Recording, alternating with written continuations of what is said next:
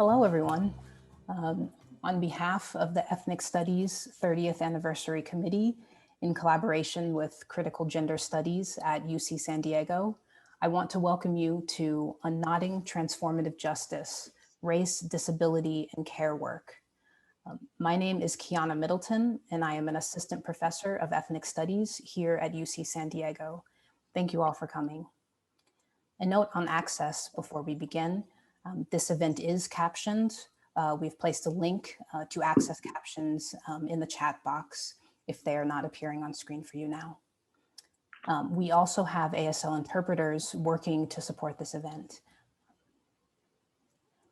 So today, this event grounds polyvocal analyses of transformative justice through attending to difficult, challenging, and generative conversations on intellectual and other on-the-ground movements for disability and other justice movements.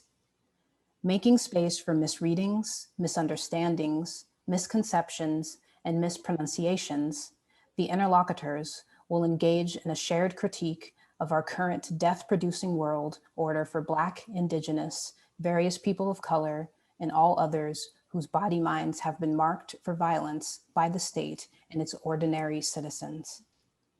This conversation will teach us that care is deeply transformative work, and by listening, reading, and talking to one another, we can create or remind ourselves of ways of living joyfully in response to ableism, trauma, policing, and other practices of white supremacy.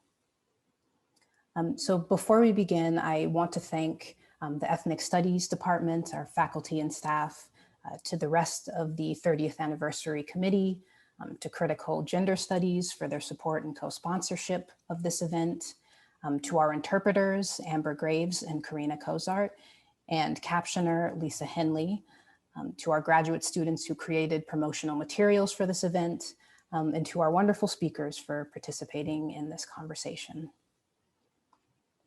Secondly, it is critical to state that UC San Diego was built on the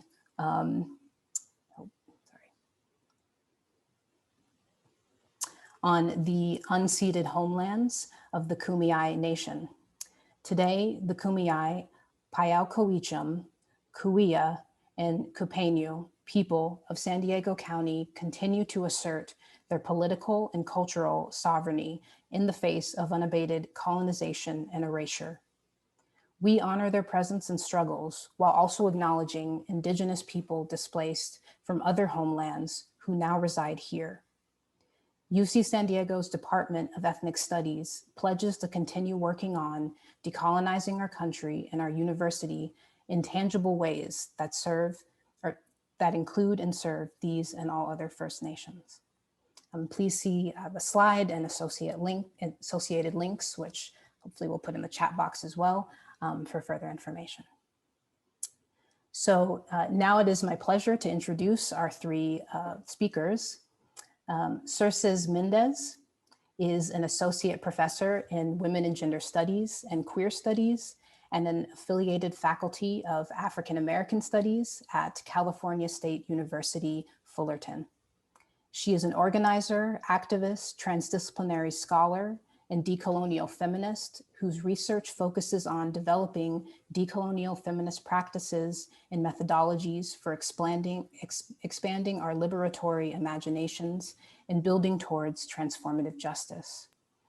During her time as an assistant professor of philosophy and African American and African Studies at Michigan State University, she founded the Transformative Justice Speaker Series and is currently a consultant for the Transformative Justice Initiative, which seeks to expand the healing and accountability options available to and for survivors of gender-based violence, sexual assault, and sexual misconduct within the university.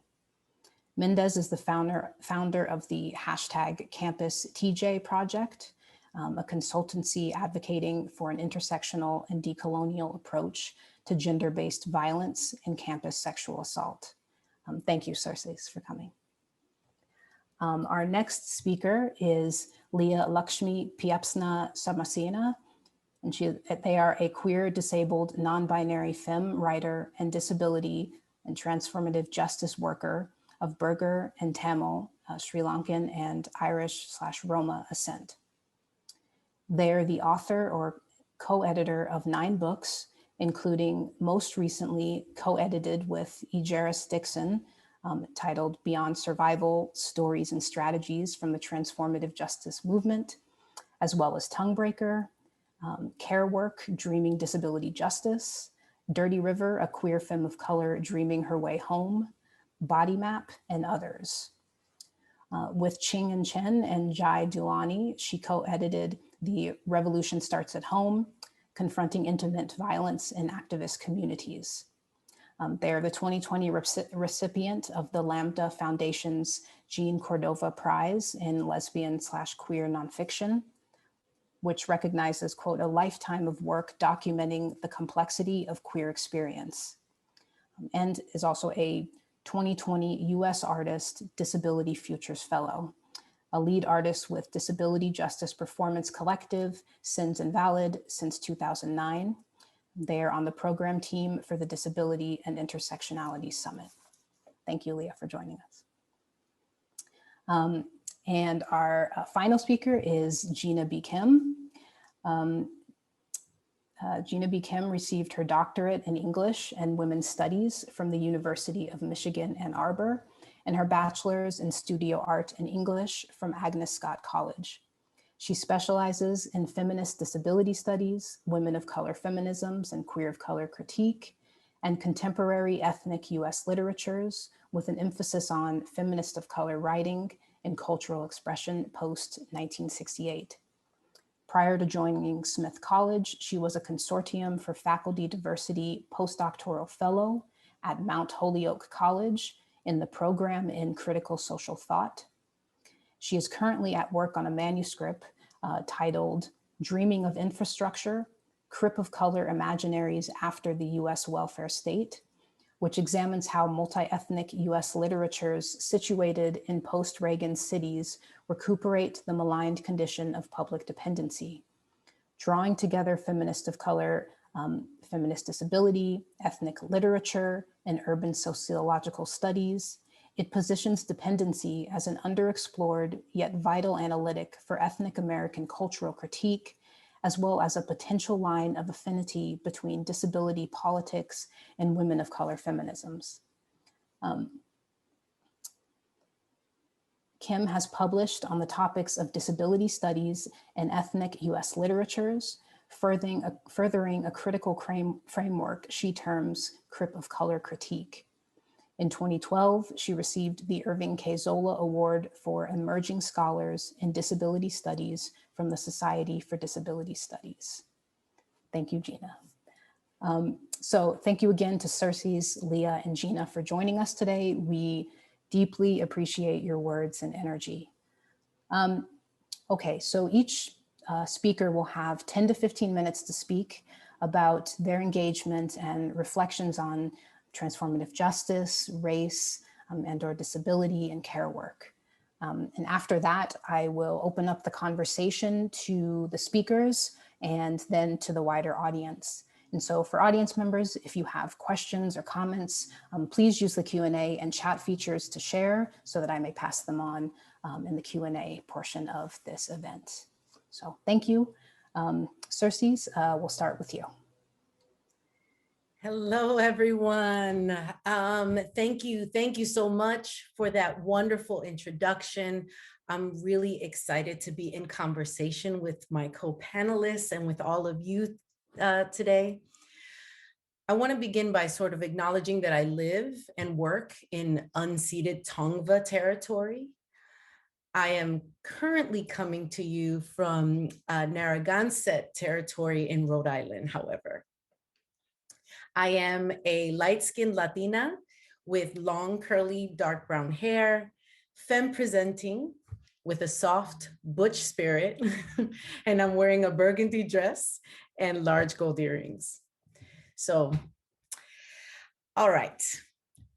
So I want to start with some of the things that have been on my mind in relation to care work and transformative justice.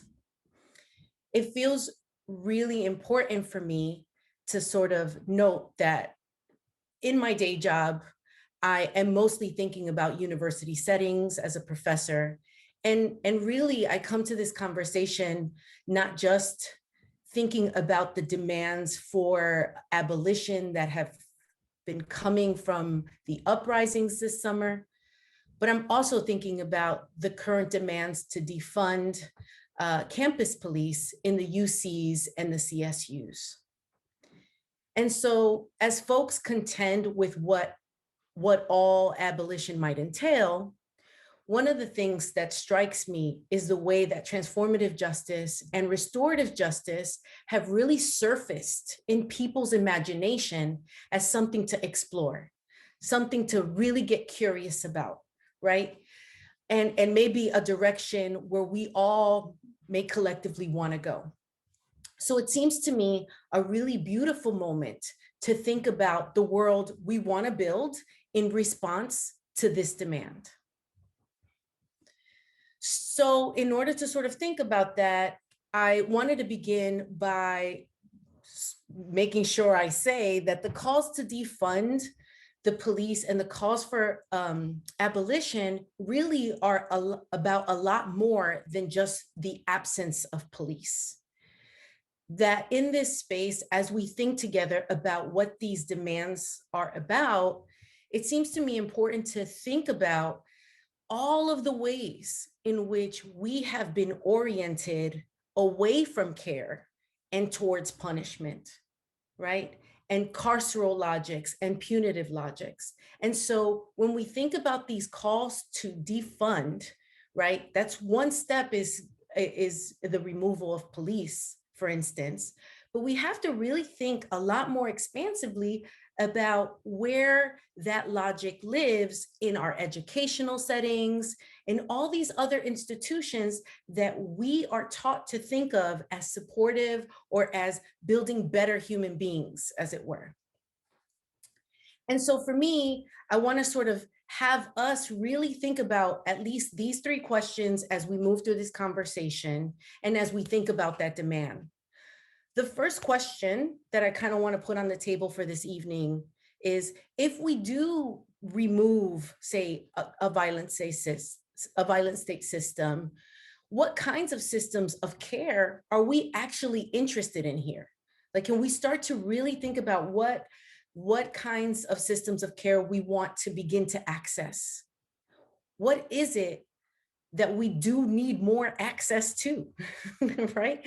What are the things that we need to multiply access to?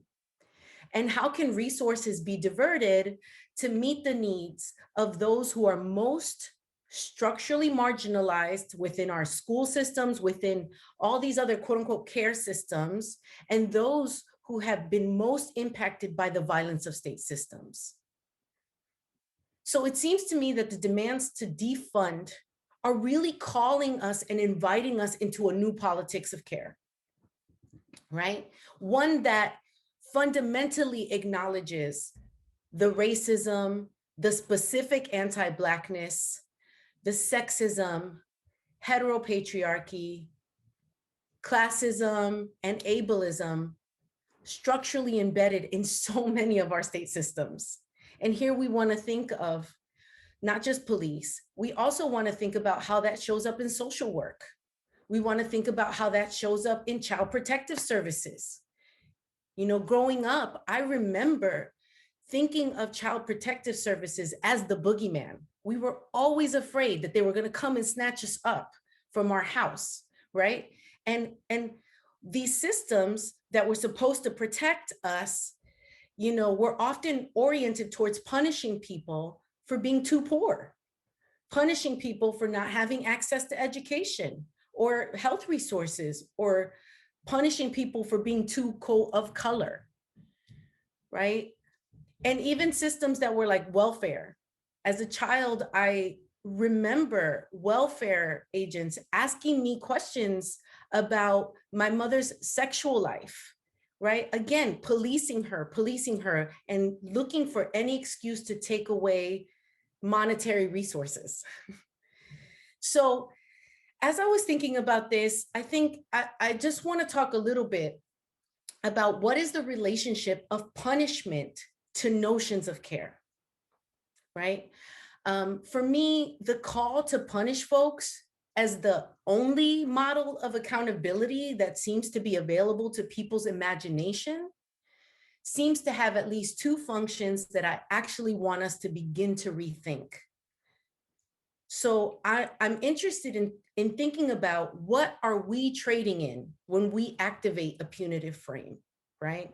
And I'm saying that not in a judgmental way, but I'm interested in that exploration, because I know that when I have partaken in a punitive approach, things happen in my body. Like there's something that physiologically happens when I get to be on the side of the punishing and not the ones being punished, right? And so I'm interested in exploring that. And one of the things that strikes me is that when we are punishing others, one of the things that's interesting are the ways in which punishment itself is framed as an act of care, right? So I am punishing this person to show you how much I actually care about this issue. And the harsher the punishment, the more I can prove that I care. And so that there's this relationship where we end up with these zero tolerance frames, right, that have us really disidentify from people who cause harm to prove our care, right? And the other thing that's happening there is it's trading in a performance of care, right? I can prove to you that I am a good person. I get to feel like a good person. I get to feel like I'm on the right side of history by holding others accountable through a punitive frame, firing folks, sanctions, whatever it is. And so I really want us to rethink the relationship that we have constructed between punishment and care. And for me, the issue with this framing is that as we carry out those punishments, we get to think of ourselves as the quote, good guys, right? Or the good people. And the challenge with that is that it often fails to address the root cause of the problem. You know, as we move through these canceling frames, we're often simply exporting the problem to someone else's neighborhood, and we're not really getting at the root. And for me, this is where TJ values, principles, and practices really introduce a radically different invitation to care. And so I'm going to say two more things, and then I'm going to wrap it up. So my understanding of transformative justice comes from a lot of different collectives, organizations, and thinkers, activists. Some of those are the Bay Area Transformative Justice Collective. I've learned an enormous amount from Mariam Kaba, Project Nia, and Just Practice, Shira Hassan. I've learned from Philly Stands Up, Mimi Kim, and Creative Interventions. And what I have come to understand transformative justice to be is, I think of transformative justice as a philosophy, an ethic, and a framework that really seeks to address harm and violence outside of violent state systems. And so this includes a lot of things. It includes a series of practices, creative interventions, and really building up pathways for transformation that are trying to get to the root cause of harm. This is not just individual. It's individual and collective. So the idea is that people, neighbors, friends, families, comrades, colleagues, even people that don't like each other are really working together to make things right or create justice together. And it is an abolitionist vision of justice that is future facing, right? So it's really thinking about how can we address the conditions that enabled the harm so that that harm doesn't happen the same way again. So really trying to think about conditions, relationships, right?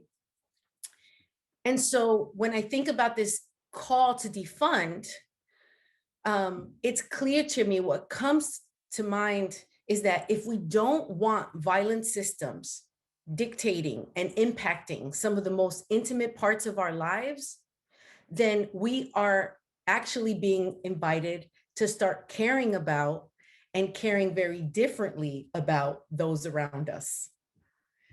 So what does that mean? For me, transformative justice and this call to abolition is really a call for all of us to scale all the way up, right? Much of this work is about building up our relationships to each other so that we have the possibility of moving together through hard times. And if we want to minimize our exposure to the violence coming from state systems, then we each have to get better at building relationships to each other, solving problems together, expanding our empathy for each other, especially when others make mistakes, and learning how to take responsibility when we make mistakes. So for me, abolition, defunding means we have to find ways to step up to this work and for each other. And in that sense, transformative justice is about care work and how we have to really deepen our relationships to navigate the consistent harms that are coming and are part and parcel of racial capitalism. So how we begin to do that work and how we begin to explore and imagine that work really is up to us, right? So we can talk more about how that plays out in the context of university settings and institutions during the Q&A. But for me, I just kind of wanted to have that framing enter this conversation. And I'm just going to leave it there. Thank you. Thank you, Sarces. Okay, so we will have our next speaker, Leah.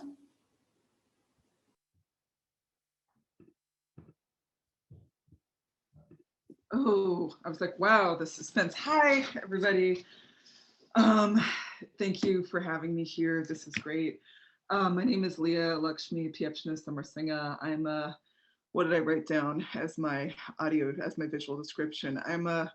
Today I'm a moist, cranky, aging, mixed race, autistic femme who, I'm just thinking about that Brother Ali line where he says, nobody cares what an aging hater thinks.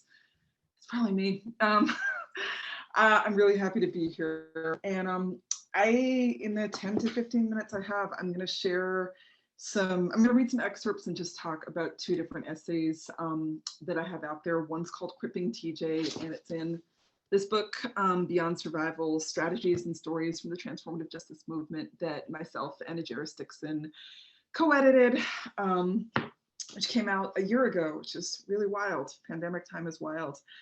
I don't know, just to kind of start off, I was thinking about, there's this quote, and it's from this, I'm not a disabled academic, so I'm always like, I don't know who this guy is. I'm pretty sure he's some old white disabled guy, but it's the quote, disability is everywhere once you begin looking for it, but conspicuously absent in the histories that we often write, by Douglas Baynton, Baynton. And oh, thanks for the claps for the aging hate. I love that. I've been doing this shit for a really long time. So going back to that, I've been telling people lately that kind of everything I'm thinking about is about the place where disability justice and transformative justice meet. And as somebody who's been involved in transformative justice work for, if I'm doing the math right, 25 years this year, it's been really fascinating to be like, where are we at now? Where were we at then? Where are we going? And one of the places that I'm thinking a lot about, and that I was thinking a lot about when I started working on this piece, was that disability is everywhere in violence and abuse, and in all of our wild attempts to try and figure out solutions to violence and abuse that don't rely on the police and prisons. And it's barely talked about in a lot of the kind of like, big 20 of TJ writers that a lot of people cite. But I'm a disabled survivor of color, and all my shit is disability. So I wanted to try and write this piece about it. And I realized that this is probably going to be like one of my next books, which, please send me lots of energy and spoons that I get stuff done. But just even in this piece, I was like, there's so many different things that we could write about when we talk about the intersections of disability and transformative justice. In this piece, I started off by just picking three and doing kind of a once over lightly on them, which are really talking about something that I haven't seen discussed, which is that so many people I know who have been called to intervene in violence and harm and abuse without using the cops are disabled. We're disabled survivors. And specifically, we are often disabled survivors whose disabilities include anxiety and complex PTSD and trauma. And there's this confluence of disabled and survivor identities in our work that both really helps us, like we bring our disabled skills to the work, and also we have been exposed to a ton of vicarious trauma in this work, right? And that's not something that we've talked about much. And there's a lot of class and race dynamics in there, along with dynamics of ableism. I also then wanted to talk about just when we actually we move the lens away from centering abled and neurotypical people, and we really focus on disabled survivor stories as we live them. I want to talk about this is what it looks like, because I've been disabled for a really long time. I've been a survivor for a really long time. Even in that, there's some aspects of those intersections that I just started figuring out in my own life in the last couple of years, like, oh, that's where ableism hit racism, hit abuse in my relationship. Right, got it. And finally, I want to talk a little bit about this idea I have of cripping TJ, by which I mean really bringing a disability justice perspective into how we do TJ work can transform TJ and can make it actually a lot more workable for a lot of people. I got 10 minutes. I'm going to try not to talk so fast, but I'm going to read some brief excerpts. And if anybody has Beyond Survival and wants to follow along, this starts on page 233, and I can send out the link after the fact. Second, I'm going to read some bits. In my experience, most people doing transformative justice work didn't get into it because we thought it would be a random fun thing to do. Like, hey, I could go for a walk, or I could listen to some of the most harrowing shit imaginable. Let's go for door number 2. We do this because we're survivors, or the people close to us are. We care about survivors. We know what it's like to survive brutal shit, often alone, and we want to change the world so this stuff never happens again. And many of us doing TJ work are also disabled. Some of us have physical disabilities or chronic illnesses. Some of us are deaf, some are neurodivergent. Many of us have madness, psychiatric disabilities, or mental health issues, whatever your favorite word is. But some of us might have been mad even if we weren't survivors, but for many of us, our survivorhood and our neurodivergence are pretty damn intertwined. As disabled transformative justice workers, we know what it's like to inhabit secret body-mind stories and spaces that so many people turn away from, to be too much. And that knowledge helps us in our TJ work.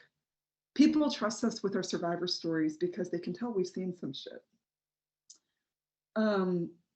And then I'm going to segue into, sorry, I'm reading things I'm having fun with. I decided to title section 1, Anxious as Fuck and Trying to Make the Rev. I already have PTSD. Why am I doing this TJ shit that makes it worse? So I'm gonna try and cut and paste some stuff. So during my early 20s, when I was really deeply connected with the psychiatric survivor movement in Toronto, I was also surviving 2 violent relationships that involved death threats and physical violence. The second of which came in the midst of being incredibly sick with early chronic fatigue syndrome and fibromyalgia. My communities, for the most part, had no idea what to do about either the abuse or my disabilities and called me too much and looked the other way. When I got free of my relationship and started to get a little less sick, I needed to access work and community to survive, and I was worried I'd lose out on both if I was honest about how crazy I was. I wasn't wrong. Today, the community building and activist work of disabled and neurodivergent Black, Indigenous, and people of color, from Autistic Hoya to the Fireweed Collective, have created space where I'm able to be out about my neurodivergence, allowing me to respect and learn from my differences, not living a closeted, compartmentalized life, hiding my crazy and only showing most people the quote unquote shiny parts. But I didn't have that then. I don't know anybody who did. As I emerged from the latter of those two relationships, people would hear I had a situation and come to me with their own, you're the only one I can tell this to stories. I did a lot of listening and safety planning late at night on the phone with little to no mentoring or support, like so many people thrown into transformative justice work out of our own survivorhood. We just made it up as we went along. Back in the late 90s and early 2000s, so many of us, myself included, knew hardly anyone talking about the realities of abuse within Black, Brown, and activist communities. And community accountability or dealing with abuse without the cops, that was even more of a crazy talk idea. All of this, and then, sorry, I'm just jumping around. And then I talk about how, as I got a little bit older, I was working at the same time as a counselor at a partner abuse and rape crisis line. And many more people came to me asking me for support. And like many people doing this work and many survivors, I had a hard time figuring out how to set boundaries around their asks. I know how desperate people have to be to write a stranger their abuse story at 2 a.m. on Facebook. I also helped out with a lot of hair raising TJ circles, death threats to survivors, doxing, people bringing a weapon to an intervention, incredibly complicated intra-community processes that took years to work through, trying to make things work within tiny communities when survivors weren't always ready to talk about what happened, but my friend was now dating the rapist and wanted to invite them to my house for movie night. My commitment to leaving no one behind didn't stop me from getting vicarious trauma or burnout from all of the stories of abuse I was hearing. My panic attacks increased in frequency and length, as did my free-floating anxiety. We all were coming from a survivor-centered and critical of the nonprofit industrial complex rhetoric, and that made sense, and I still believe it. But it didn't leave me or other organizers much room to talk about the heightened symptoms that we were facing, to articulate that we might need limits, time off, breaks. I absolutely believe that the work we were doing outside of institutions and still are saves lives, but there was no supervision, no sick days, breaks, employee assistance programs. This was an unpaid job where you never clocked out. There's rarely been space for us as people doing this work to talk about how being the bitches listening to everyone's hard stories and carrying their secrets affected us.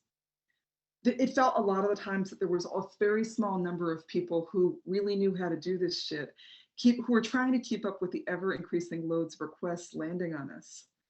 Building structures for support, reflection, and breaks often felt like a luxury. Most of us were poor and working class people who knew how to do a lot for a little and who felt so committed to other survivors, so our trauma and burnout came out sideways. I know I'm not alone in watching people who've been key organizers suddenly stop answering their email or quitting TJ to become a massage therapist or a tax accountant. Finally, doing this work often unintentionally replicated our roles as the secret keepers and fix-it people in our families of origin, but we weren't talking about it. And as transformative justice has grown in popularity, I sit with these questions. Sometimes online, I see people scoffing at the idea of TJ, saying, why the hell would I want to do that? And I often see people saying, no, this is a wonderful thing. All we need is love and community and friendship to come together. And I understand the first statement's hesitant cynicism because it's about spoons, it's about capacity. It's sometimes about somebody who's working 3 jobs who's like, I have all I can handle handling the trauma I already have. How do I take on anybody else's? Sometimes when I witness people talking idealistically about transformative justice, I want to roll my eyes and ask if anyone's ever brought a gun to their house. I still believe that police and prisons aren't the answer, but I don't believe we do anybody any favors by selling them a bill of goods that isn't messy, that isn't honest about how messy and complicated and exhausting this work is. And I firmly believe, as a disabled transformative justice worker, that if we want transformative justice to actually win, if we want to continue to grow and thrive as a movement, if we want people to be able to come in and stick around without being destroyed, and if we want long-term organizers to be able to be here instead of burning out, we need a disability justice perspective that believes our exhaustion, vicarious trauma, and triggers are not sidelines to the struggle. We need to dare to imagine models for doing this work that are actually sustainable, which could be everything from doing things from a harm reduction perspective that goes, you know what, we didn't get the perpetrator to completely transform their understandings of why they did harm, but the violence stopped, and we're going to count that as a win, to planning for breaks, to having different roles for folks. I've talked to so many people who are like, I want a TJ, but I don't know how to be a 24/7 crisis counselor. who've been really surprised and amazed when people have said, hey, you know, you could bring snacks to the meeting. You could do community safety. You could be a bouncer. You could teach people self-defense. You could drive the car when we go to do the ritual at the end of a process together. I also always tell people, if you don't think you've done TJ, if you've ever told someone hassling someone else at the bus stop to shut the fuck up, you've done TJ. We could create roles for people who've done this work for years to move into mentorship or advisory roles.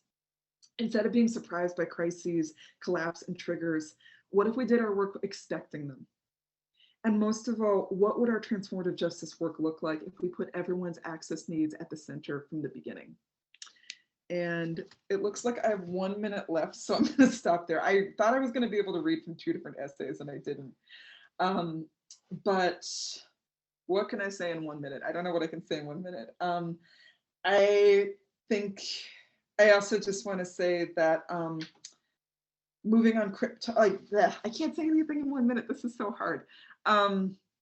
There's a bit in that piece that's important, that's about doing an all disabled, Black and brown, queer TJ process that's taken 6 years, that we refer to as the slowest process in the world, where we've often been like, shit, is this taking too long? And then we're like, wait, what's too long? So often I've seen people jump into this work and be like, we've got to fix it in 6 weeks, and then everyone crashes. And there's a quote by the disabled white writer Ellen Samuels where she talks about crip time, where I'll briefly say, she said, when disabled folks talk about crip time, sometimes we just mean we're late all the time because we need more sleep than non-disabled people, or maybe because the accessible gate in the train station was locked. But other times when we talk about crip time, we mean something more beautiful and forgiving. We mean, as my friend Margaret Price explains, we live our lives with a flexible approach to normative time frames. My friend Allison Kafer says that rather than bend disabled bodies and minds to meet the clock, crip time bends the clock to meet our bodies and minds. And I guess I'm just wondering, what does TJ look like? What are all the million ways we can do this if we bend it to our bodies and minds? Thank you so much. Oh, and Isabel, CRIP is so CRIP, and it's disabled community slang. Some people use it short for cripple, and it's what a lot of us, not all of us, use, or us, I'm not assuming you're not in us, but what some disabled folks use, similar to the way that queer folks have reclaimed queer. Thank you. Awesome. Yeah, thanks for asking. Thank you, Leah. Okay, so we will move on to Gina B. Kim. Hello, everyone. So I am a Korean American femme-presenting woman with glasses, white chain earrings, and a black turtleneck. I have a slideshow to accompany my talk because I'm just kind of like that. But first, I want to say thank you so much for being here. Thank you to the Ethnic Studies 30th Anniversary Committee, Critical Gender Studies, Dr. Kiana Middleton, the UCSD graduate students, and the access workers for all your labor in organizing and executing this event. I'm going to go ahead and share my screen.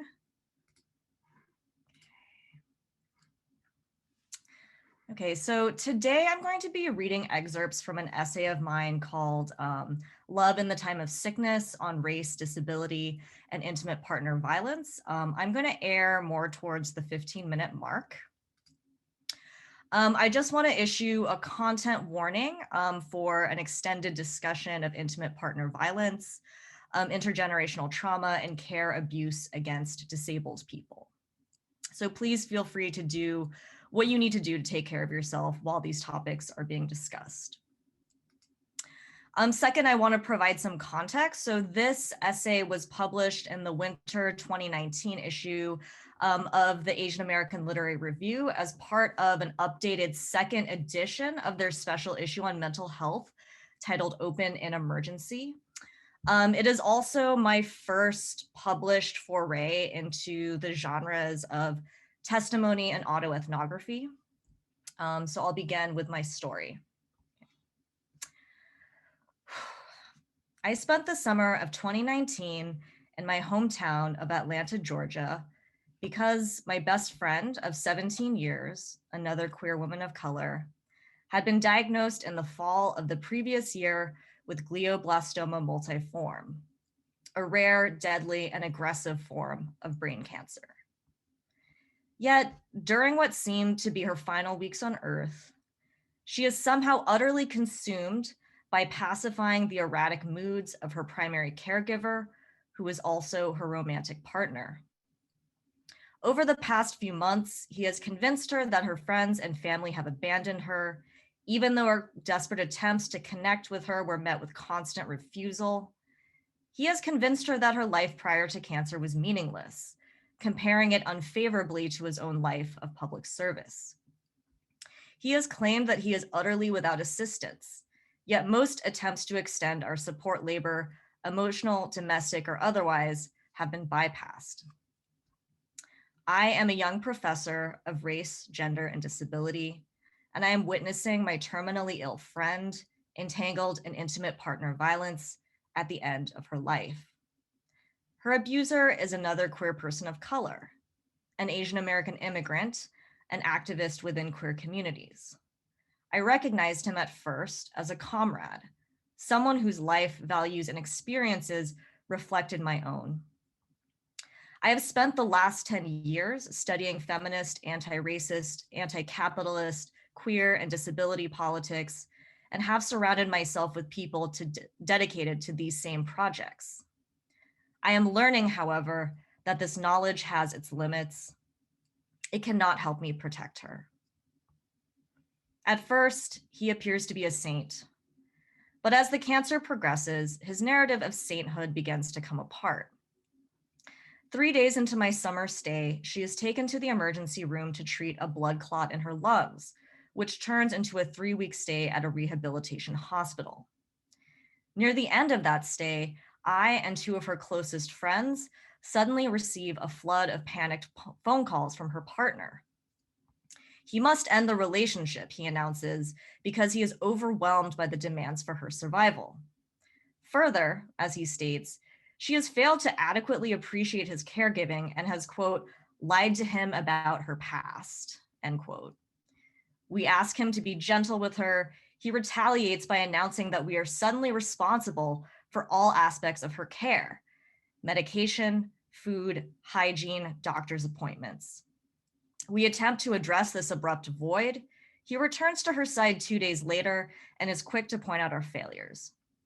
No one can take care of me like he does, my friend tells us, not even all of you combined. The breakup, we are informed, was a test and a lesson conducted by her partner to prove that he is her one true advocate and the only one on whom she can truly depend. At this point, the contours of the situation began to come into focus. The possible path of action, however, seems less clear. Shortly after my friend's discharge from the rehabilitation hospital, her mother reaches out to me, desperate for updates on her daughter, as contact between the two has been increasingly limited. I call her, and she informs me that she did not willingly withdraw her support, but was in fact repeatedly denied the ability to provide care by her daughter's partner. Frantic, I contact the domestic violence hotline, and they inform me that unless there is documentable evidence of physical violence or care neglect, there can be no intervention. And to be clear, they mean state-based intervention. And as a scholar invested in feminist critiques of the state, I know that state intervention is no solution to intimate partner violence. Like always, during times of distress, I turn to books. I am reading The Revolution Starts at Home, Confronting Intimate Violence Within Activist Communities, an anthology of testimonies, manifestos, grit, and rage. It discusses the necessity for better practices of recognition and accountability regarding abuse in leftist and queer communities. I come across a chapter that provokes in me the horror of recognition: Peggy Munson's Femora and Fury on IPV and disability. At first, I cannot even finish reading because it feels too intimate, as if someone had seen my raw evidence of experience and turned the mirror inward on me. Most directly, this chapter helps me recognize the situation as abuse. Coercion and threats to a disabled partner, Munson writes, could involve threatening to withdraw basic support, an act that can be more dangerous to a person with a disability than a violent beating, end quote. Less directly, it helps me crystallize some of my own questions, helping me consider how disability complicates existing frameworks for understanding and intervening into intimate partner violence. What happens, the chapter asks, when your abuser and your caregiver are one and the same? How do we contend with abuse when removing the abusive agent could quite directly cost someone their own life? And what do we do when abuse is not only contained to the actions of an individual abuser, but is thoroughly embedded within cultural ideologies that cast disability and caretaking as a burden? It becomes clear to me that ableism, like the ideology of rape culture, is both the guiding architecture of and condition of possibility for the relationship's current dynamic. As good feminists, many of us know that it is not just individual acts of physical and sexual assault that constitute rape culture, but also a victim-blaming mindset and sense of entitlement to the bodies of others. Fewer of us know that ableism, which involves both active discrimination against disabled people and also a shared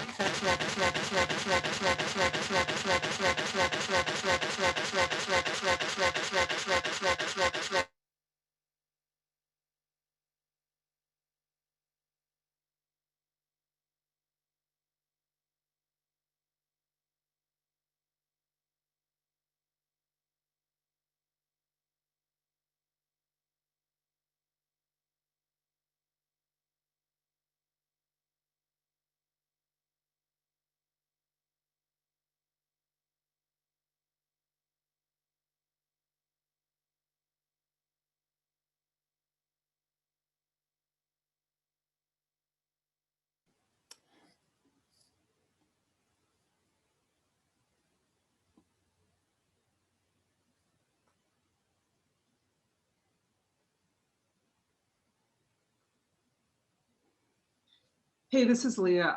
I'm going to put it in chat, but Gina just texted me that her computer just decided to restart, so she'll be back in a second.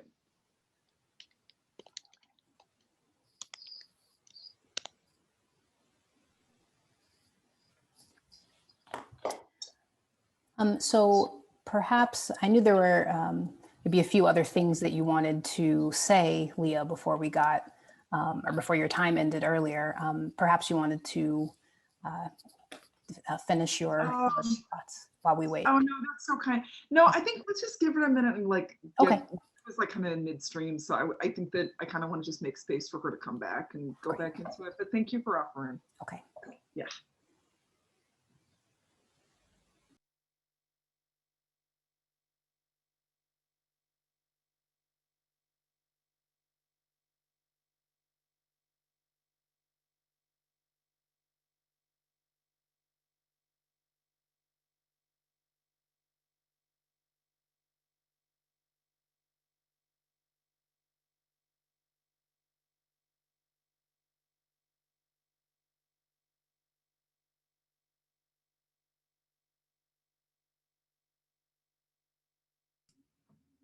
Okay, hello, I'm back.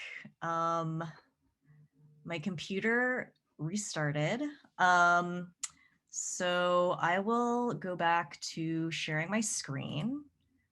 Thank you for your patience. Wait, now I have to find my slideshow. One moment.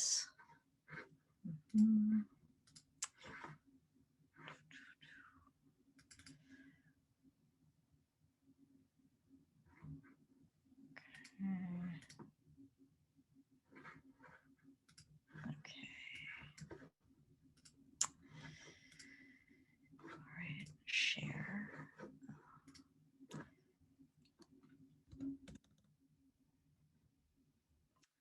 Okay, so I'm gonna start with my last sentence. So Fewer of us know that ableism, which involves both active discrimination against disabled people and also a shared cultural contempt for vulnerability, care labor, and people's physical and emotional needs, also enables certain forms of abuse to flourish, allowing care to become its own form of violence. Ableism taught my friend that her cancer made her a burden to others, a sense of indebtedness thoroughly exploited by her abuser/caregiver. It allowed her partner to punish her repeatedly for the sacrifices he made to ensure her continued survival and to normalize and even justify his behavior.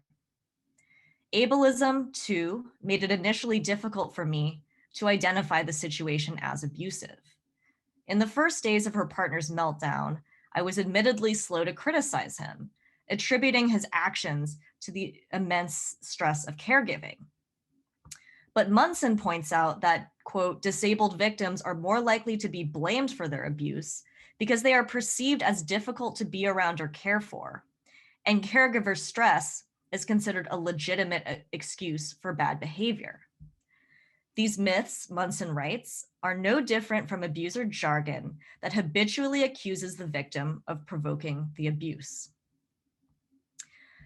But it is not only ableism that gives me pause.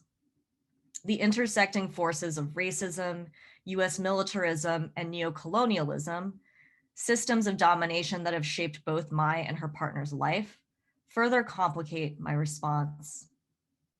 He and I, truthfully, are not so different.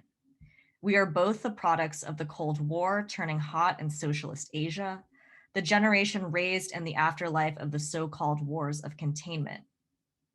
We are both the children of nations beset by centuries of colonial rule. And while he was born abroad and I in the US, we both came up in families undoubtedly impacted by the traumas of war and diaspora, and all the psychic, emotional, and interpersonal wounding bound up in these processes. As Erin Quay Nin puts it, the intimate harm of structural racism does indeed find us, quote, where we live. After all, what does it mean to be, quote unquote, sane in the context of coerced migration, racial injustice, and cultural estrangement? How does colonial domination condition how we, as colonized subjects, understand love and care, and what these practices look like in our day-to-day lives? Can intergenerational trauma provide any explanation for the abusive dynamic that has undone my world? The first edition of Open and Emergency seems invested in similar questions. The opening epigraph of the Hack DSM from Lisa Park's A Letter to My Sister asks its readers, why would you want to become a productive, well-adjusted citizen when the primary requisite of Americanness is racism? Isn't our madness the only evidence we have at all to show for this civilizing terror? For communities of color, navigating the onslaught of whiteness often means operating in constant survival mode with little time to recover and little ability to recognize care as something you can and deserve to receive. I know that my own family of origin modeled love as a relation of control, and that I am still in the process of unlearning this. I know that my understanding of love cannot be separated from the ideology of colonial domination internalized by my family for generations. But what happens when trauma, be it from war, colonization, or migration, then becomes abuse inflicted upon queer women of color?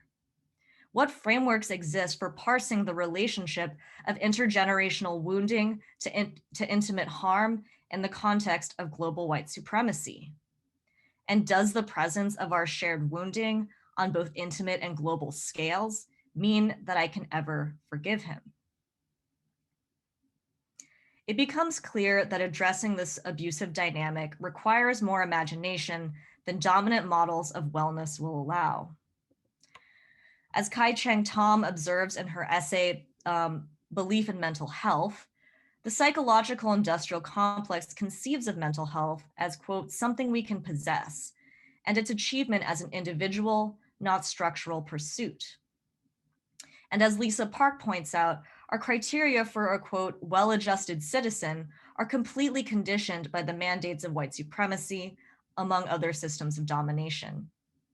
Mental health, under the terms of mainstream psychology, is yet another instrument for reproducing what already exists, the violence of the present that so many of us find unbearable. And yet, even with all of these warranted critiques, I still want an outside to this dynamic of harm. I dream of elsewheres where my friend's most viable option is not an abusive caregiver with whom she is romantically entangled, but expansive networks of care support. I dream of support webs that would have rendered her less vulnerable to a sudden withdrawal of care from her romantic partner, and that would have mitigated, if not eliminated outright, the gross imbalance of power that characterized the final months of her life. This, however, would require a complete revisioning of our available systems used to distribute and access care, as well as our existing ideologies around care itself. Individual solutions around abuse, such as removing the abuser/caregiver, can only begin to address that which requires structural transformation. We cannot, for instance, separate my friend's experience from the context of a post-welfare United States, in which escalating healthcare costs and eviscerated public support systems render abusive care from one's romantic partner one of the few viable options in a threadbare world. We cannot separate it from the context of an administrative regime bent on killing sick and disabled people through its persistent attacks on Medicaid, the Affordable Care Act, and the Americans with Disabilities Act.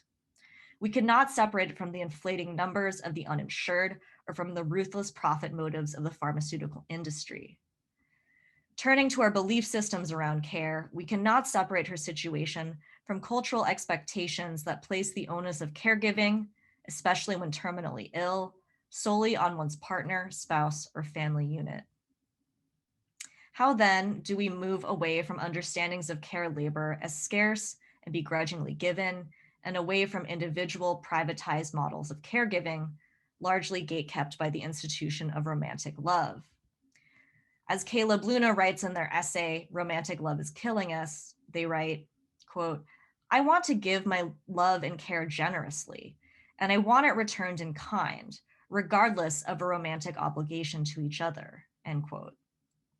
How might we organize care labor differently in order to manifest this vision of generosity? And so at this point in the essay, I discussed the concept of care webs as described by Leah in her groundbreaking work, Care Work, Dreaming Disability Justice. But in the interest of time, I will sort of move that discussion for the Q&A and the longer discussion between the three of us. So I'm going to now sort of skip ahead to the essay's conclusion. I write this essay because I wanted my friend's life to have ended differently, as an extension and intensification of all the love she held in this world. This essay then is a gesture toward that alternate ending. But I know this is impossible. And so I also bear witness and service of what comes after death, of all that survives with her imprint still on it. Because bearing witness can also be an act of love, and of love as life force, as June Jordan so aptly puts it. Love for my friend, of course, but also love for myself and for everyone moved by her presence and spirit. And not love as an abstraction or cliche, but love as transformation, as revolution, as the, quote, essential nature of all that supports life. Love as opposed to the death of the dream, and love as a serious and tender concern to respect the nature and the spontaneous purpose of other things, other people. Love as a means of refusing control, and as a practice that renews us even in my friend's absence. Because only in her passing do I understand how she made it possible for me to live at all. In her spirit, I offer this essay as testimony, as memorial, and finally as prayer. A prayer for what endures between us and what will always endure between us. A persistent love that fear, abuse, and death cannot extinguish, a shared admiration, both sacred and familiar, a constellation and bridge that forever joins my world to hers. Thank you.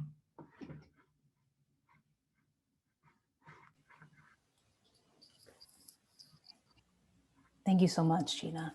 Thank you for sharing that.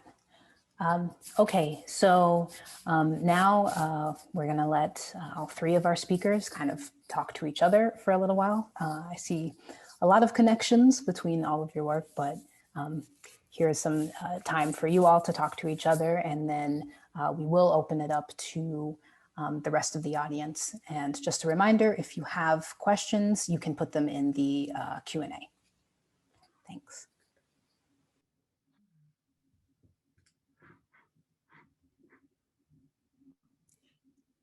I'll go ahead and start. I'm really interested in exploring and sitting with the idea of support webs and care webs. And I wanted to hear a little bit from you, Gina and Leah, about some of the more interesting ways that people have tried to organize care webs.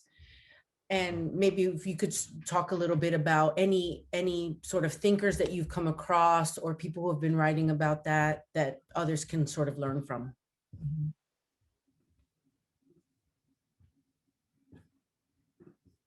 Yeah, I'm just coming back. Gina, are you okay if I start? I know that you just spoke for a while, so maybe you want to break.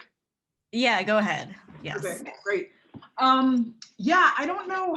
The thing is, I think that there's so many, and I think that this is the thing about disability justice is that, you know, I can name different people you could look up, but honestly, when I think of who are the people who I know who are practicing care webs, it's a lot of ordinary disabled people, mostly BIPOC, who are just doing it, you know, and that involves people who might say, we're part of a disability justice movement, and also people who are like, I don't know, I just helped my neighbor up the stairs with her groceries. You know, I think the thing about care webs is that it's really been interesting in the past year of COVID because all of a sudden mutual aid and interdependence and collective care is on a lot more people's lips. And sometimes I feel like I've had the experience of running into very visible, like a lot of people might be like, oh, I've seen this very visible mutual aid network or whatever that's out there that's run by mostly able people. And it's very kind of, I don't want to say naive, but kind of theoretical, like, yeah, we're all going to come together and it's going to be great. And I think that, you know, for a lot of disabled people I know, we're a lot more pragmatic and it's a lot more messy. So just to throw out a few examples, you know, when I think about care webs I've been a part of recently that are not particularly glamorous, but they're real. Like, I just think about a friend of mine who is disabled, brown, an elder, trans, supersize, and was like, hey, you know, in early COVID was like, I have this cough and I live alone and I need a bunch of people to just call me twice a day. And if I don't pick up, I'm giving you permission to call emergency services and let them know they need to have a fat accessible stretcher to take me to this hospital. And they're like, hopefully it won't happen, but they're like, I just want to make sure that I don't fall asleep, that I don't get sick and pass out in my apartment and nobody knows that I'm dying of COVID. So it's like stuff like that, you know, or honestly, like, I mean, like, and I think there's intersections between, I think a lot of people who hear the word care web picture something that's really like, oh, it's a collective and we come together and we serve each other's needs or we serve one person's needs and it's wondrous. And I see people kind of thinking of care webs in that way, in a way that's really similar to how a lot of people talk about transformative justice. And I see people a lot of times thinking of TJ as just meeting these like transformative justice circle processes. And I'm like, yeah, both of those can be a way of doing care and TJ, but there's also a lot of other ways of doing this work that's a lot more like temporary, for example, like, hey, I'm somebody with a particular disability need where I need people to do X, Y, and Z just for this week, you know, or I've got post-surgery care, so let's organize a Lots of Helping Hands, or something, you know, I've heard different friends say where they're like, yeah, you know, if I asked my neighbor, are you part of a care web? She'd be like, what are you talking about? But we take turns cleaning the elevator and the stairs and disinfecting it because we know that there's a lot of people with asthma and other chronic illnesses in this apartment, you know, and we're trying to fight COVID. Those are all different examples of it. I also want to throw out there, you know, points I want to make is, and they're both true, is that Loree Erickson, Loricson, is a white queer femme, physically disabled artist and activist in Toronto. And she has a lot of stuff online where she's talked about her experiences having a mostly until recently volunteer care collective of people doing personal care work for her because she moved to Canada like decades ago now. And because of her immigration status, she's like, I can't, you know, qualify for paid care attendance from the state because Canada, like many countries, has ableist gatekeeping where if you are seen to be a drain on the system, they don't let you in. So she recruited a lot of friends who just help her transfer, get in her wheelchair, dress, bathe, etc. And there's a lot I could say about Loree, but something a lot of people in Toronto have talked about is that that was a place where so many people got brought into disability justice as a practice and a way of life. And we're like, whoa, care can be joyful and fun. Like it's fun to hang out at her house, right? And then on the flip side, I have a lot of other, particularly disabled Black and Brown friends who are like, that is great. I do not have a million friends who can help transfer me. And I would rather figure out ways that either I or the state or the collective can pay for well-paid people to do this really, you know, highly skilled work of care. I have one friend who's like, yeah, I never want my ability to go to the toilet be based on how many friends I have, right? Like, and it's all true, right? Like there's many different solutions there. So yeah, those are, I could go on and on, but like those are some like kind of emergent thoughts I have about like care webs and collectives. Gina, do you have anything you want to throw in? Yeah, well, I've clearly been very influenced by your own theorizations of care webs and care work. I am really interested in centering disabled folks and disabled community and determining care, right? And sort of disrupting this kind of unilateral idea of care as always charitable, right? The recipient of care always needs to be grateful. They don't get any say in how the care is determined. And really a lot of the work in disrupting our belief systems around care, right? So again, like you said, this idea that care can be joyful, but also that it's legitimate work and that it can be unglamorous and messy, right? And it needs to be valued and compensated. I did really love that moment when I talked about teaching your work in my class, Leah, and you said, please let them know that people in care webs are always getting mad at each other all the time, that it's not this kind of romanticized, idealized exchange, right? And I guess some of my own questions about care webs have to do with kind of, you know, what sort of gendered power imbalances get replicated in care webs, right? So who is by default just expected to take on all that labor, right? You know, is there any way that that's accounted for, right? Or is it just sort of the default that I'm assuming a lot of femme presenting people are taking on the lion's share of work, right? And it is work, which I think that is something that I always come back to. I'm really influenced also by Marxist feminism and social reproduction theory, right? And wages for housework, or being anti-work, really, following Kathy Weeks. So that's kind of where I am at in thinking through care webs,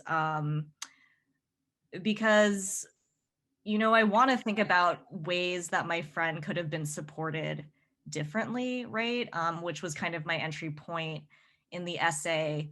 And then, you know, Leah and other folks who write about mutual aid acknowledge that community is not the magic bullet, right? That we need more than just sort of community driven, I guess, quote unquote, informal systems of care support, especially in moments of intense crisis like the one we're in right now, right? where there's so much need and everyone is just so burnt out. Mhm.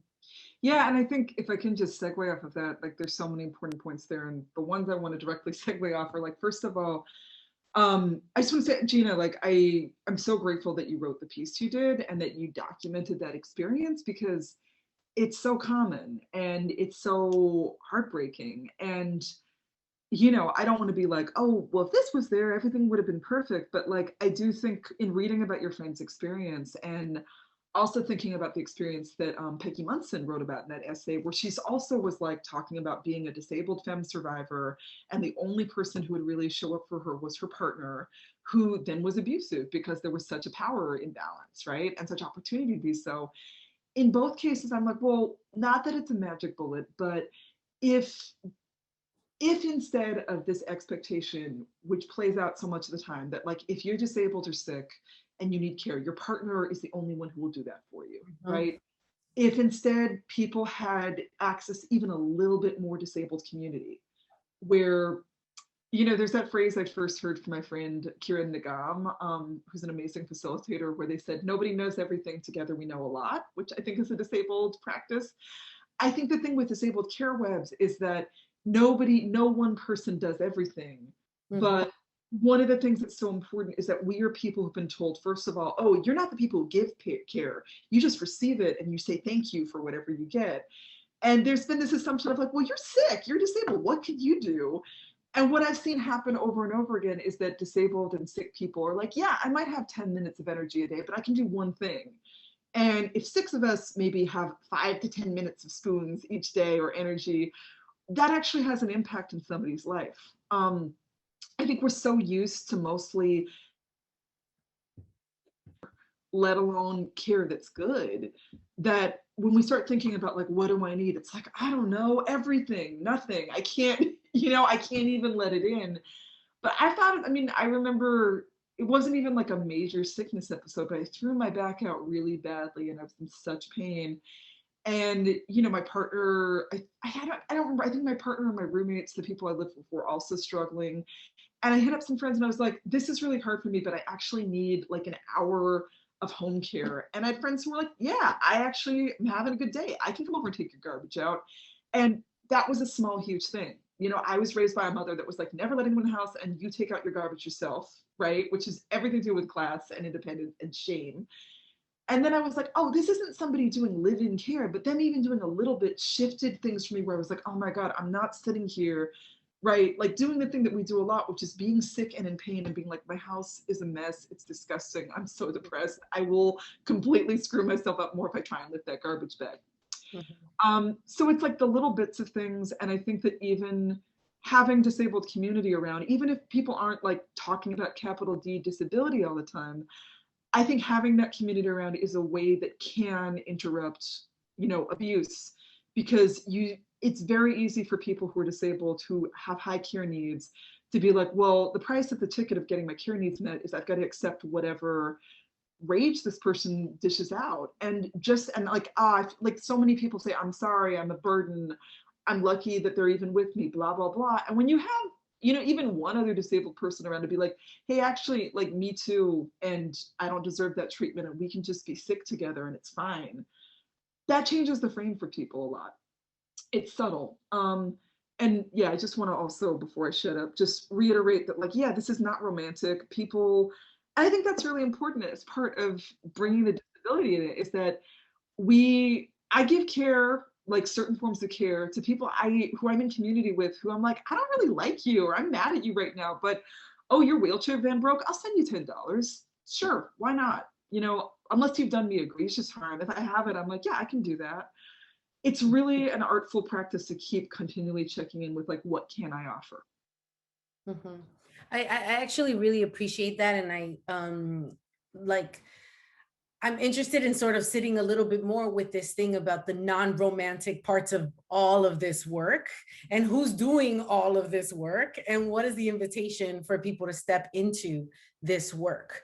I think for me, something that strikes me there is all of the conversations, even in the small asks, that are about really, it's a way for you to gauge some of your relationships too, even around small asks. I think the thing about disability that strikes me is that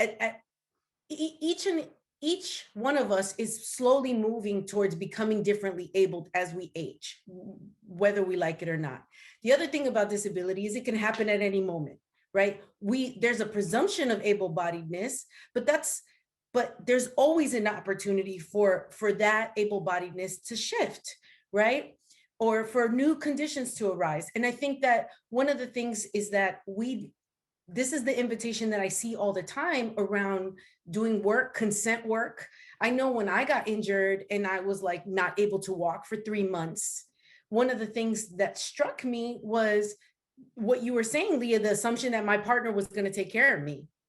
And all of the resentment that came with that assumption, because I actually didn't ask, right? I didn't check in about that. I just presumed it. And then I didn't have the wherewithal at that time, because it happened when I was like 27 and, I'm going to be, no, all of a sudden I can't walk, and realizing that, like, how is it, what kind of work do I have to do to multiply the people who I could be in that type of relationship with, and also the opportunities for reciprocity in that, like you were saying, even if it's small, right?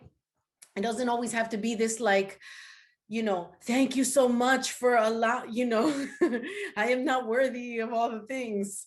But there are exchanges in that. And I think that there are a lot of opportunities to multiply the way we check in with people for support. Like, what are our consent practices around that? And I also think that's true around transformative justice. I stay getting pulled into things that people assume that I'm going to help mediate without anybody asking me if that's what I want to be doing right now with my time.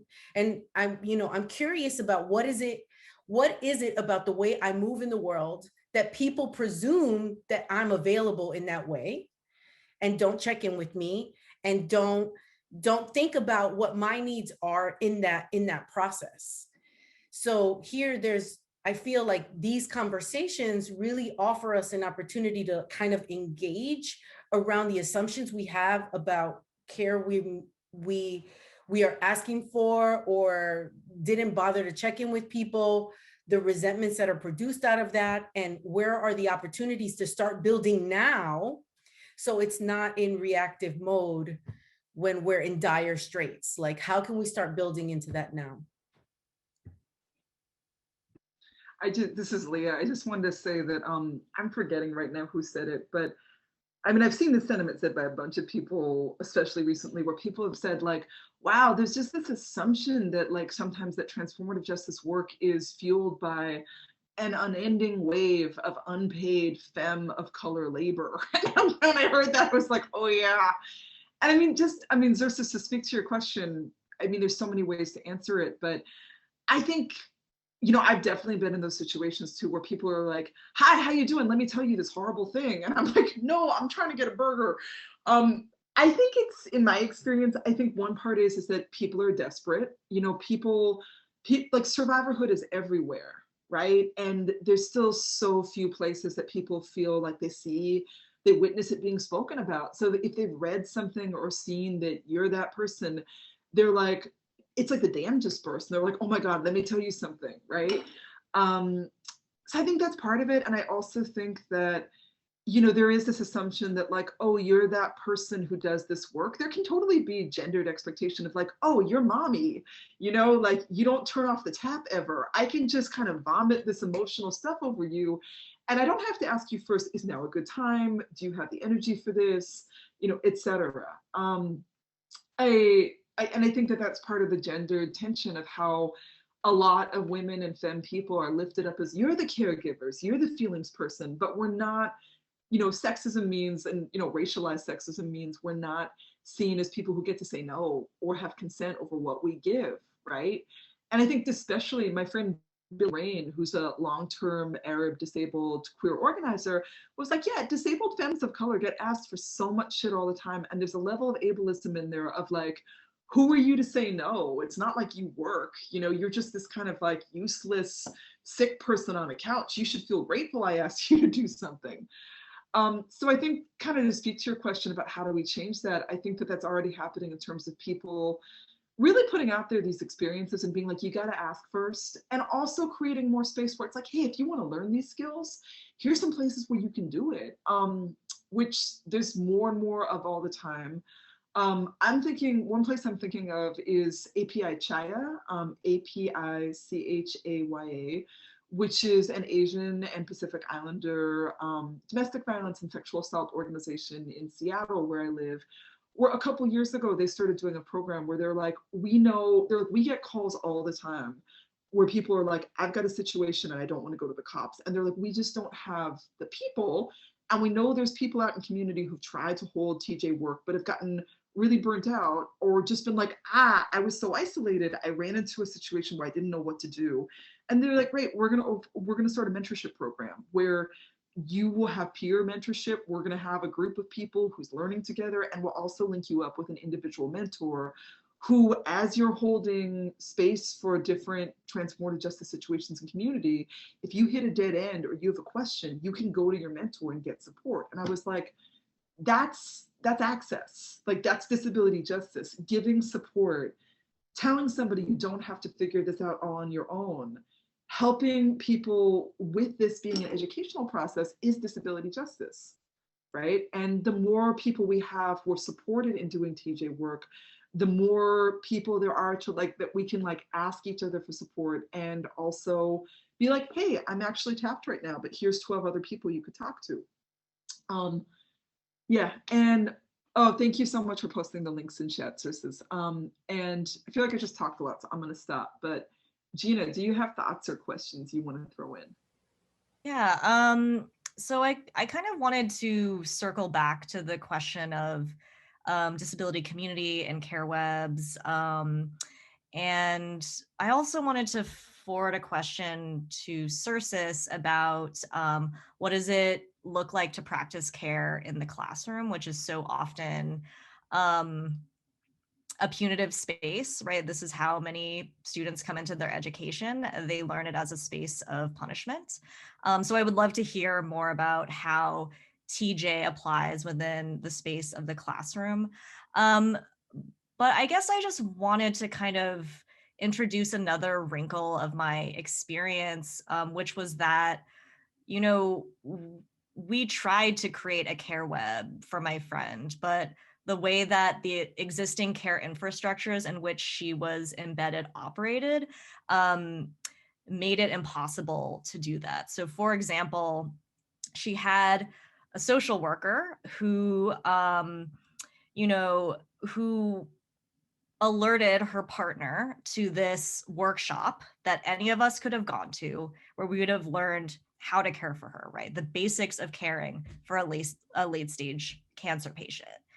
And he obviously didn't tell any of us about this, right? He really gate kept information from us. We showed up again and again wanting to be part of this care web, and we were just sort of repeatedly denied because he wouldn't give us key information for how to care for her. And I really wish my friend had disabled community in that moment. I think one complication was that given speaking of CRIP time, I'm thinking of the kind of really foreshortened time of diagnosis, particularly with a terminal illness. She didn't really have time to become politicized, I guess, around, there was no disability doula, right, to sort of usher her into this set of politics. And so I think that was another kind of complication in, reimagining care and care for her in particular. So I did want to add that piece as well. I will say, I'm just going to say one thing about that, and then I'll talk about the university stuff. One thing that strikes me is that in every encounter I've had with the medical industrial complex is the heteropatriarchal sort of ordering of things, where all of the way in which care is imagined is only through blood relatives or partners, right? So that they get to keep the information, or they're the ones that are privy to it and they get to decide who has access to that. And I think that's a place where we can start to push back if we want to transform the possibilities. But in terms of TJ, so I'll share that one of the things that I started doing is there was a moment where I was working at Michigan State, and I was really in a position where a lot of queer people of color were coming to me with stories of sexual violence and sexual harm. And we know full well, as a professor, I'm a mandated reporter, right?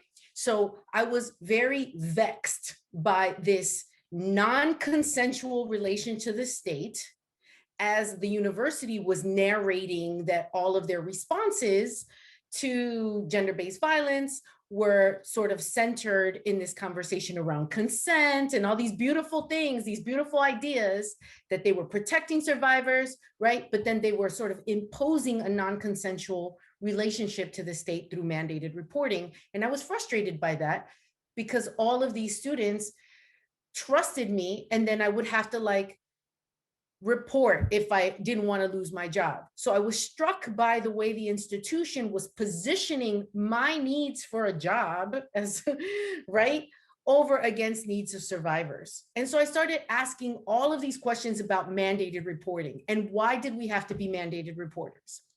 I was asking those questions at Michigan State right as the Larry Nassar case erupted. And if you haven't heard about that case, it was a case where a sports doctor who was a professor at MSU had sexually harmed and abused hundreds of young athletes.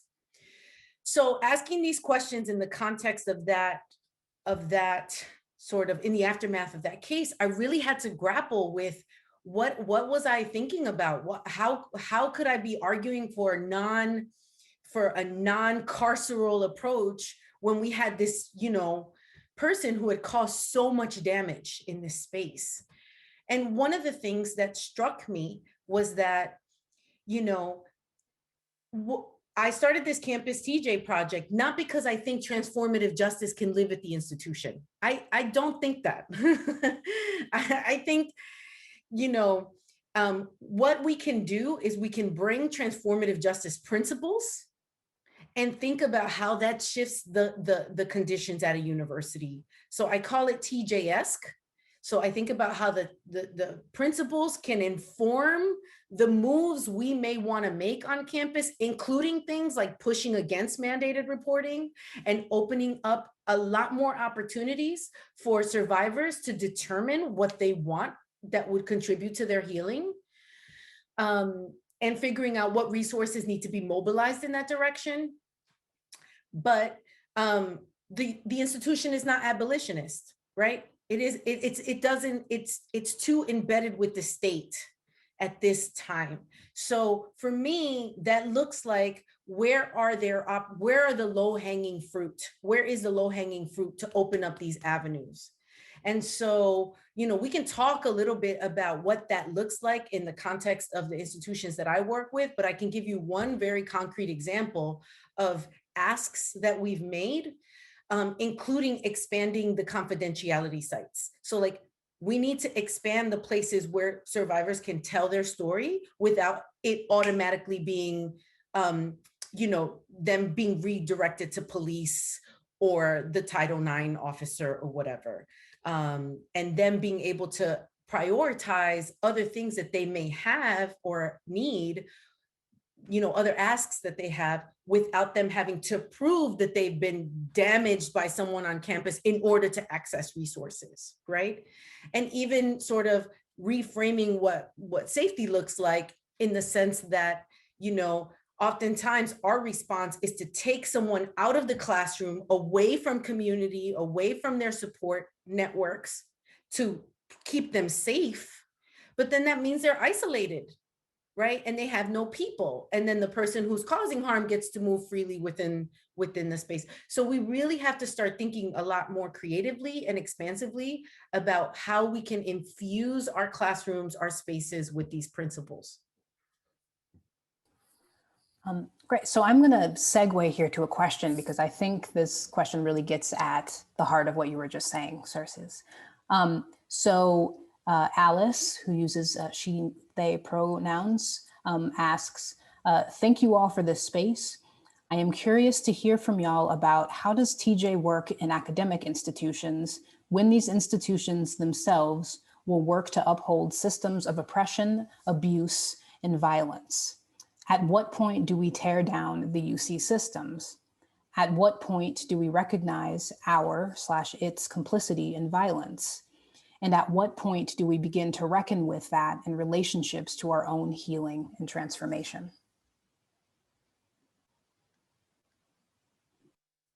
I can jump in here and say, I love this question. I love this question. And I want to say that one of the challenges for me is that I'm not yet ready to give up university as a strategic site for intervening in violence. And I'm not saying that the institution itself is not oriented towards violence. It totally is. It's punitive in its orientation. It only reacts when it's a liability issue, right? So there's all types of harm that do not rise to the level of a legal violation. And those harms are allowed to persist in the space as long as it's not a legal violation that may risk the institution from losing funding. With that said, there's this other side to things where a lot of people's freedom struggles have been attached to the dream of access to education. We are at a moment in our market economy where more and more young people cannot opt out of this university because it's currently operating the same way a high school diploma would, right? With the exception that now we're asking people to incur debt in order to get this certificate that gives them sort of entry into the market economy. And what that means is we have more and more people of color entering these spaces with no backup. So I'm not willing to let go of this institution. I'm willing to say, all right, as long as I'm participating in it, how can I move towards harm reduction? I'm with Leah. Like sometimes you just got to do harm reduction, right? And if we are at an institution, one thing that I appreciate about educational settings is that people enter it with the hope of learning something. Now, what they learn is up to us to figure out. And so for me, it seems like a strategic site that if people are coming in with the hope of learning something, that I could curate a learning space that allows them to rehearse conflict resolution skills, value setting, right? Like I organize my classroom in that way to give people practice on how to solve problems, not theoretical, not like, oh, I'm gonna go to the library to learn the thing. No, like, how does that look in practice when we have real beef with each other and we need to negotiate a solution, or we have a structural thing at the institution that we want to change? Let's organize, let's use the educational space as an opportunity to rehearse those skills and learn how to create relationships with each other that will allow us to make those moves.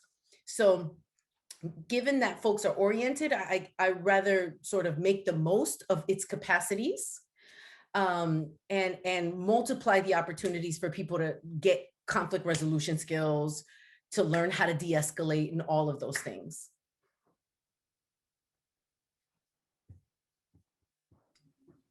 Okay, I can also try to respond. I'm not seeing the question on my screen though, for some reason, and I do like to have it kind of in front of me so I can you reread the question, Kiana? Yes, sorry, and I can, or someone can put it in the chat. Also, if you go on the answered, it's in there. Oh, or no, it might be, is it in, no, it's in open, my bad. Oh, for some reason it's not showing up for me in open, but I'm fine with it being reread. If that's okay. Yeah, there we go. I was just gonna post it. Would you like me to reread it as well? Okay, let's see. At what point? Okay. Yes. So I want to echo some things that Circe said around um, using the classroom as a space to have students, I guess, unlearn systems of domination as best as we can, to teach them how to. I'm not interested in reproducing good capitalist subjects. I'm interested in modeling ethical relations of care. And in that modeling, hopefully give them some concrete sets of skills on how to practice a feminist ethic of care. That being said, I have a very complicated relationship to the institution. I think it is an inherently carceral, punitive system of reproducing globally elite classes. I feel that very strongly in my own institution, which is Smith College. I do feel at times part of a machinery that works to uphold class stratification. I feel that all the time, actually. And, you know, I've worked a lot in the past year to sort of try to reconsider my position to the institution, trying to think of a way to exist within academia that isn't soul crushing. Because, you know, as a person from a working class background, academia and academic labor has been my primary means of survival, right? I couldn't, like, I have to eat, right? That being said, I don't place faith in the institution to save us. I don't expect it to ever love us back. And I hear that this is often misquoted, so I might misquote it again, but I really find Moten and Harney's The Undercommons instructive here, where they say steal from the university. And, you know, I am all about using whatever funds I have at my disposal to, you know, put those funds towards amazing activists and social justice projects that I really believe in. But I have no illusions about the institution as a primary site for where political transformation is going to happen. So yeah, I guess that's my answer. I have a very complicated relationship to the institution. I try to exist strategically within it. Get my money, teach my students, write my work, and then go home and live my life. Mhm. This is Leah. I can jump in a little bit from a different perspective. Because I think I'm someone who doesn't work within academia as a part or full-time scholar, teacher, whatever. I actually have an essay coming out maybe next year that's called "I'm Too Crazy for a Job." It's about basically how I'm really, this is not knocking anybody's choices to be in academia as a survival skill, but for me, it just didn't end up being accessible. So I have different ways of making money, including that I am in the position of being the like visiting poet weirdo guest lecturer who comes in and, you know, get to play a role where I'm not there all the time. At times I can say things that people I know who are full-time scholars may not be able to say without losing their jobs, right? Especially if they're Black and brown, women, non-binary folks, etc. So coming from that place, like I have gone to a lot of colleges over the past 15 years doing Transformative Justice 101, and I've listened to a lot of staff and teachers and students talk about their experiences with rape and partner abuse on campus.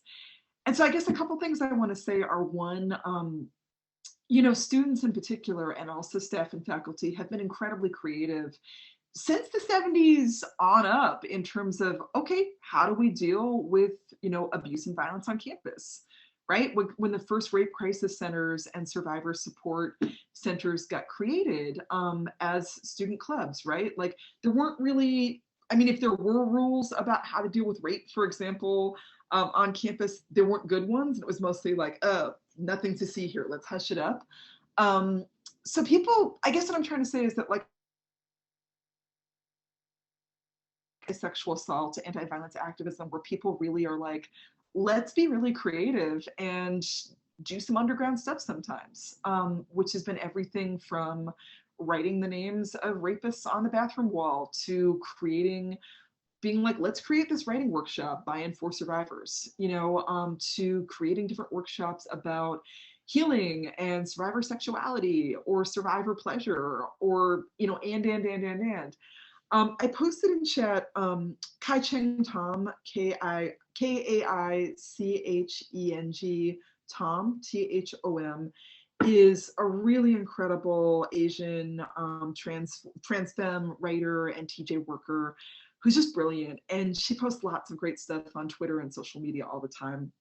And the image that, the link I posted is an image that she threw up, which if I can just find it would be great. Where, oh, here it is. I'll just do an audio description of it real quick. Where did it go? Hold on, let me grab this again. Okay, there you go, thank you.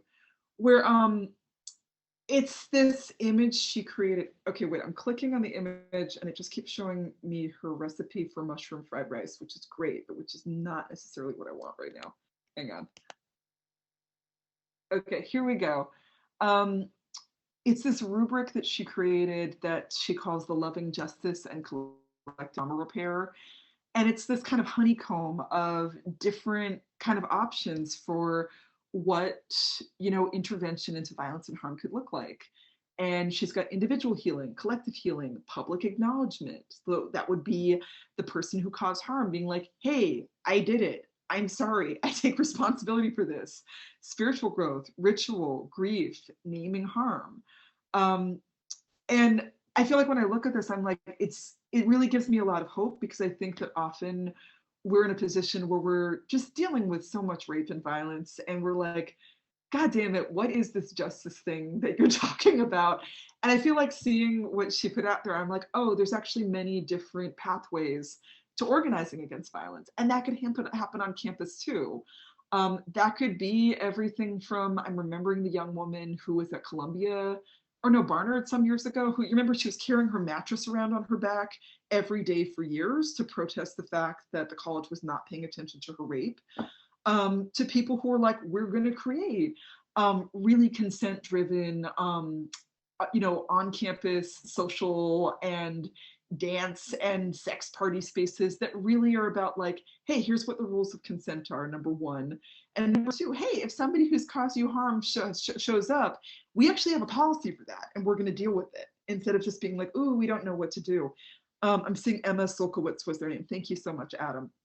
I'm thinking about like the writing workshops and creative spaces that I spoke about. I'm thinking about, I have known some colleges and universities where, on campus social justice and feminist groups were like, hey, let's actually push back on policy and be like, okay, if someone survives rape or abuse and wants to go to the cops, great.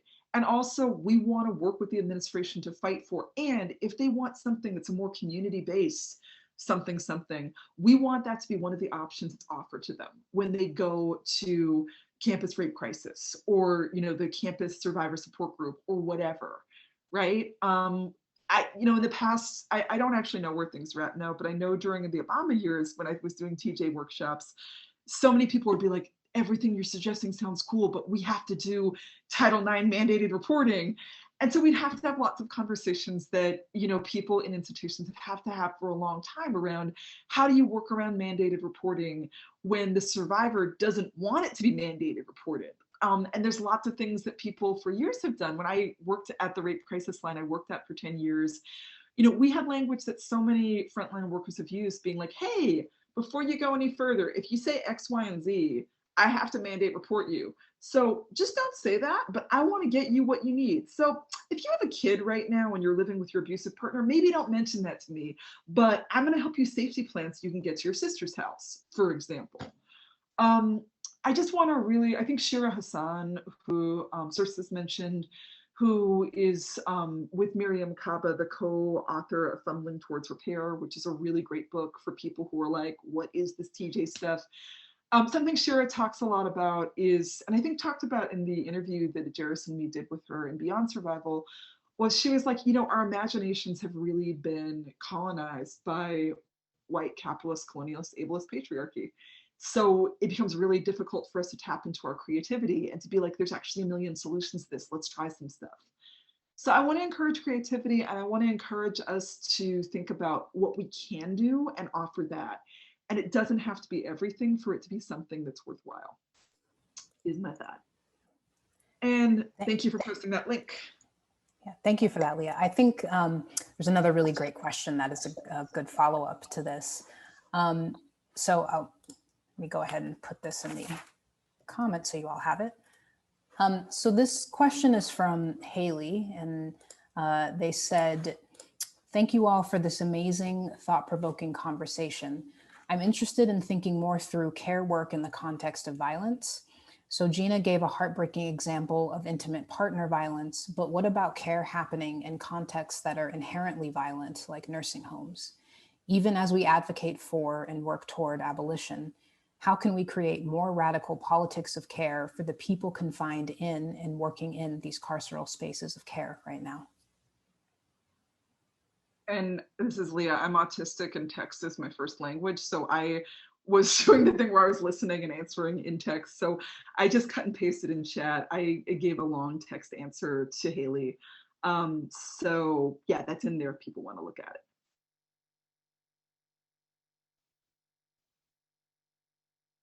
And Gina and Sursis, you should totally answer the question too if you want to, or not, no pressure.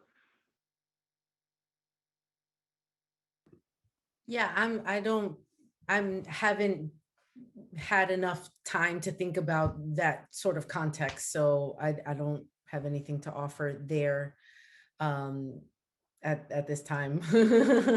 If Gina, you want to jump in, it's just not a context I've been thinking about. Yeah. Well, I wanted to kind of link that question to another question I'm seeing by Lauren Ramos, where Lauren writes, what do y'all think about the intersections between care work in general and domestic work, particularly home health care work, and the connection between domestic work and disability justice in general, which I feel like is a counterpart of Haley's question, right? So, of course, people confined in carceral spaces like nursing homes, and also the people who are the care laborers in those spaces and who are like low paid home health aides, right? And Leah has a great response where she shouts out the organization Hand in Hand, which is, I'm just reading your answer, maybe that's weird, which is a coalition project between paid domestic workers and disabled people who work with personal care attendants for fair wages, workers' rights, time off, healthcare, etc. And I also want to shout out a couple of disability scholars who are researching and producing scholarship about the necessity for alliance between disabled people who are being cared for by home health aides and who have in labor battles been historically pitted against each other, right?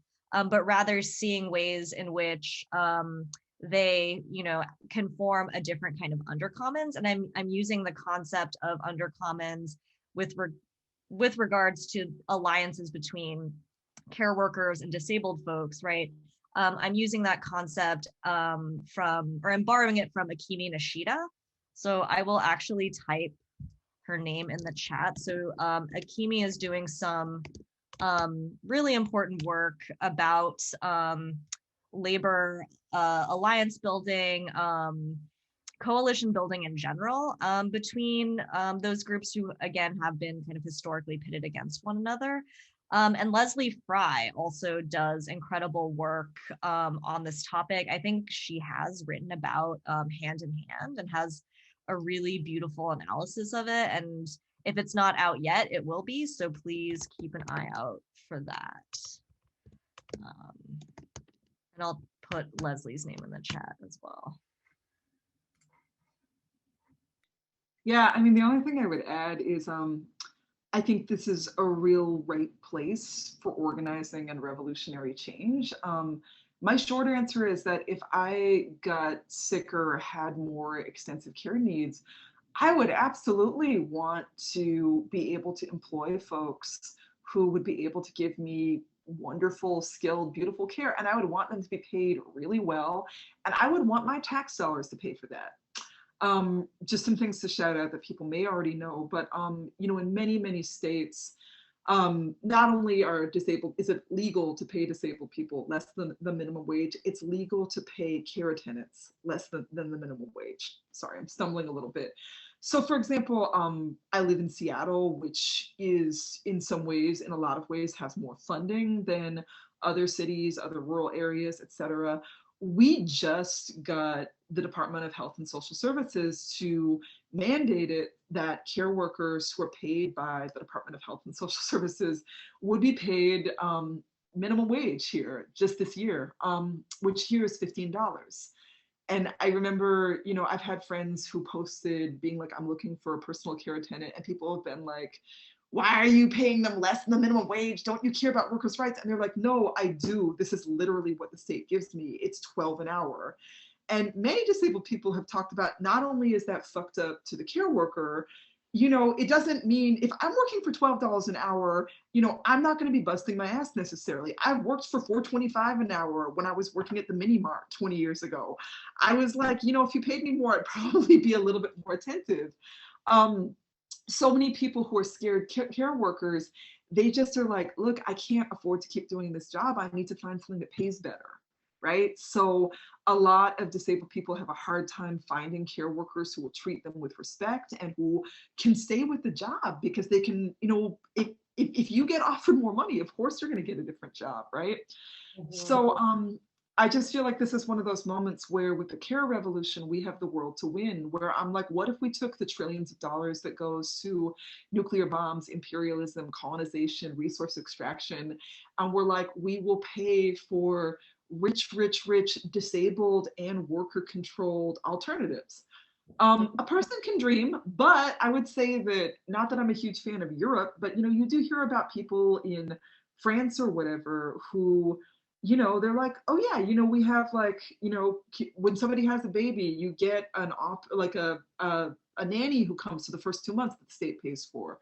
Or I even think about examples like most of my friends who have kids who are queer people of color are in Canada because they were like, well, you get a year paid time off when you have a baby or you become a new parent. And it's unemployment. It's 60% of your income. But compare that to the States, right? Like I have many Black and brown queer friends who were like, I was able to be a single parent, not coming from wealth because the state paid for me to stay home and paid for my midwife and stuff. So I just think about those as possibility models and being like, can we use that to start building on getting the state or getting the collective to pay for care, to have that as a demand? Exactly. I mean, I think that's exactly the full circle thing. Like when we start talking about defunding and, pulling resources from one place and redirecting them to places where we need increased access, where we're picking away at the conditions that lead to violence. Because one of the things that you're talking about is exactly that, the deep undervaluing of this labor that then creates the conditions where people have a resentment while they do the work. They can't say they're not going to do it well because you're not paying me enough to do this job well anyway, right? So it's exactly that. Like we have to really, really think about that and think about where we want those resources to go. This is an opportunity for people to step into that responsibility of carrying out those visions and thinking about what those visions could be. Start to talk about what those visions could be. And it's not enough about taking this thing away. We really have to think about where we're going to redirect these resources and to what end. And so it seems like a perfect, like, full circle. I also think that's a great place to end for today. Unfortunately, we're out of time, but I just want to say thank you again to Gina, to Leah, to Circes. This was really powerful and necessary for right now. Mm-hmm. So I wanted to just thank again also the Department of Ethnic Studies. Thank you for all the attendees. Thank you to our interpreters. Karina and Amber, and our captioner, Lisa. And thank you all for coming. See you soon. Thank Thank you. you, Brianna. Thank you, Wonderful Lisa. night. Thank you, Thank everybody. you. Bye. Take care, everyone. Have a good night. Good night.